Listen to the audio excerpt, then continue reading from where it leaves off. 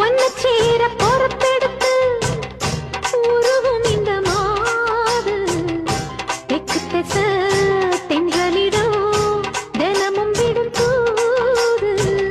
அம்மன் கோயில் செல எழுது அசஞ்சி வரும்போது உள் மனசு தத்தடிக்கும் உறக்கம் என்பது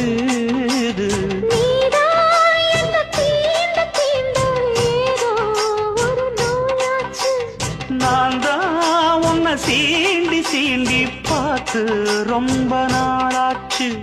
கொஞ்சம் இடம் கொடுத்த பச்சை கொடி பிடிச்சா எத்தனையோ வித்தைகளை இப்பவே நீ காட்டிடுவே.